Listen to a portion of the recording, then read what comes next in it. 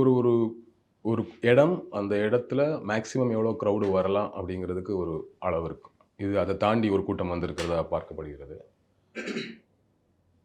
So ஒரு ஒரு ஒரு பெரிய கூட்டம் ஒரு பர்ட்டிகுலர் டைம்ல வந்துட்டு ஒரு 1/2 அன் ஹவர், 1 ஹவர் அதிகபட்சம் 2 மணி நேரம் கேதர் பண்ணிட்டு விலகுறதா இருந்தா, அந்த க்ரவுடால அத மேனேஜ் பண்ணியிருக்க முடியும்.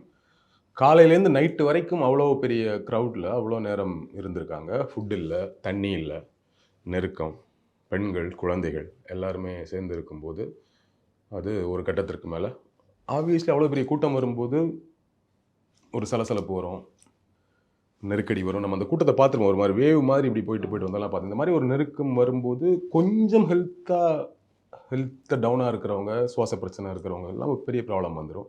இயல்பாகவே இம்யூனிட்டி கம்மியா இருக்கிறவங்களுக்கெல்லாம் பெரிய பாதிப்ப சந்திப்பாங்க. ஸோ அதுதான் நீங்க அது அது அது அதிகபட்சம் 2 மணி நேரம், 3 மணி நேரத்துல அந்த ஈவென்ட் முடிஞ்சிருச்சுன்னா கூட அவங்க சர்வே பண்ணியிருக்க முடியும். நீண்ட நேரம் அந்த கூட்டம் இருந்தது ஒரு முக்கியமான காரணமா பார்க்குறேன்.